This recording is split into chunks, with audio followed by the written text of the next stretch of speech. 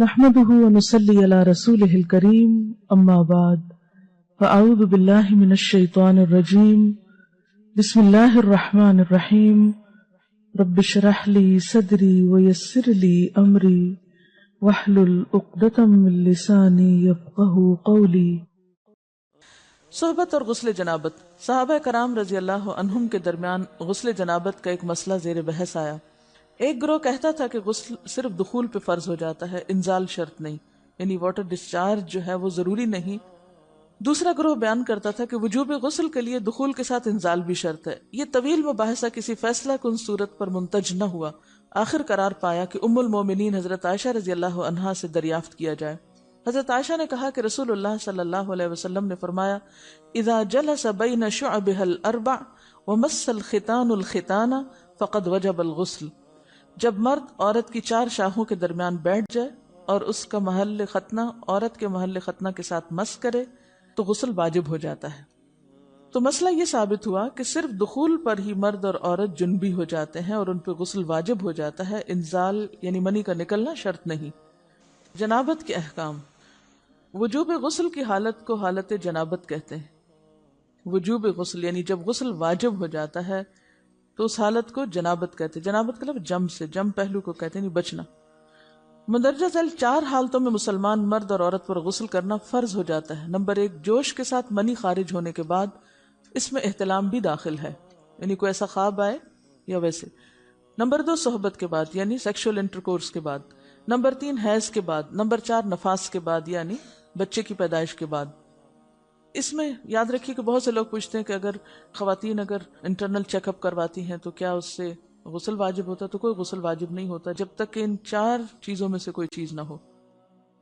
اس میں یاد رکھیے کہ بہت سے لوگ پوچھتے ہیں کہ اگر خواتین انٹرنل چیک اپ کرواتی ہیں تو کیا اس سے غسل واجب ہوتا ہے؟ تو کوئی غسل واجب نہیں ہوتا جب تک کہ ان 4 چیزوں میں سے کوئی چیز نہ ہو۔ صرف منی خارج ہونے سے بات نہیں، بلکہ جوش کے ساتھ منی خارج ہونے کے بعد غسل واجب ہوتا ہے۔ رسول اللہ صلی اللہ علیہ وسلم نے فرمایا، جب تم عورت کی 4 شاخوں کے درمیان بیٹھ کر صحبت کرو تو تم پر غسل واجب ہو گیا، اگرچہ منی نہ نکلے۔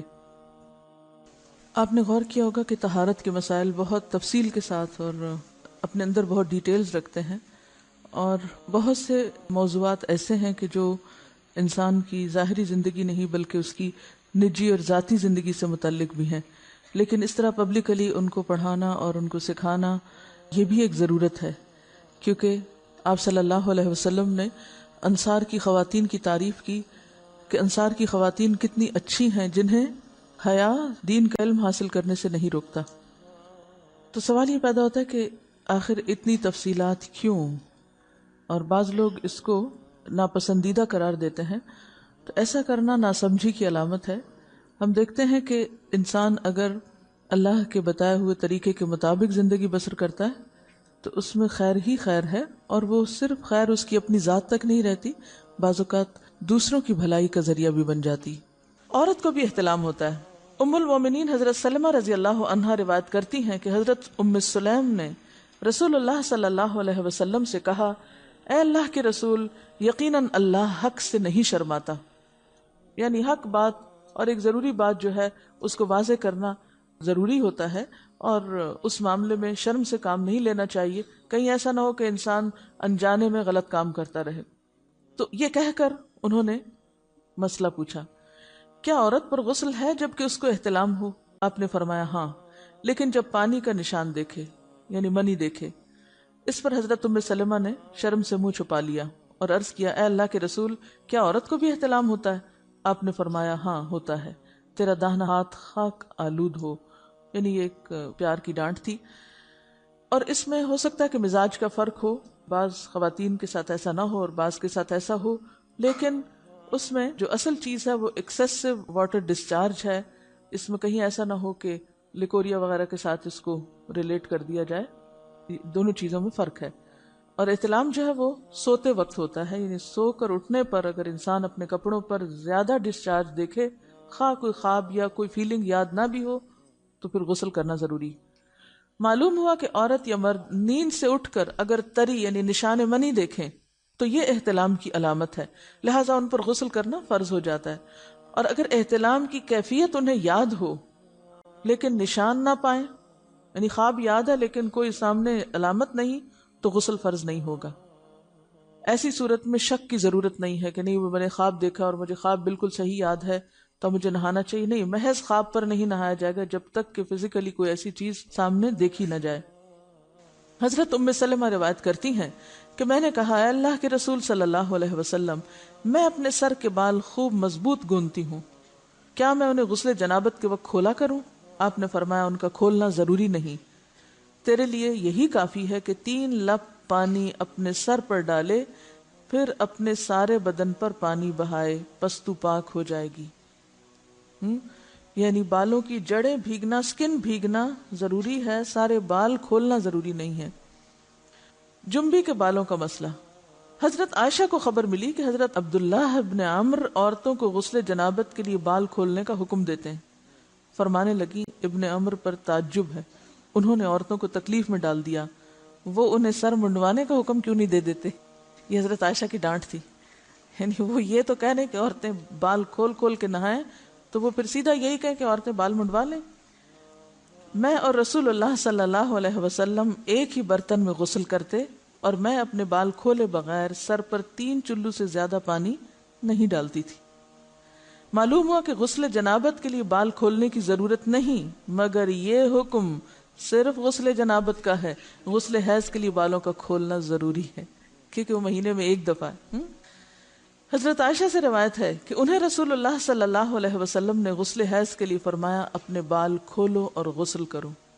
اس میں آپ دیکھیے کہ دونوں چیزوں میں فرق کیوں ہے، دونوں کی نوعیت فرق ہے، اور حیض جو ہے وہ ایک نجاست کی کیفیت بھی ہے نا، قل ہو اذی، تو اس کے بعد نہانا اور نہا کر خوشبو لگانا خاص طور پر اس کا سارا حکم آتا ہے، لیکن غسل جنابت میں نجاست کی وہ کیفیت نہیں ہے، یعنی حیض کا خون اور منی جو ہے ان دونوں کے حکم میں بھی فرق ہے، ٹھیک ہے نا۔ بعض علماء کے خیال میں جو منی ہے اٹ سیلف وہ ناپاک چیز نہیں ہے، اگر کسی کپڑے وغیرہ کو لگ گئی تو وہ کپڑا ناپاک نہیں، اگر اس کو خشک ہونے پر کھرچ کے صاف کر دیا جائے تو کپڑا صاف ہو جائے گا، لیکن خون حیض پر آپ صلی اللہ علیہ وسلم کیا فرمایا، چٹکیوں سے مل مل کے اس کو صاف کر کے دھوئے، تو ان دونوں میں بھی فرق ہے، لہٰذا ان دونوں کے بعد نہانے کے حکم میں بھی فرق ہے، ایک میں بال کھولے جائیں گے اور بال بھی دھوئے جائیں گے اور بالوں کی جڑیں بھی دھوئی جائیں گی، جبکہ دوسرے عام غسل جنابت میں بال کھولنا اور پورے بال دھونا شرط نہیں۔ بہت سی بچیاں ایسی جن کی شادی ہوتی ہے اور اس کے بعد انہیں ان مسائل کا پتہ نہیں ہوتا، یا تو پھر شرم کے بارے نہاتی نہیں، یا نہاتی ہیں تو پھر وہ پورے بال دھو دھو کے سکھانے میں اور ان چیزوں میں اتنا وقت ضائع کر دیتی ہیں کہ پھر بعضوں کا شوہر کی نافرمانی اور آپس کے تعلقات میں ٹینشن، لوگوں کا خوف۔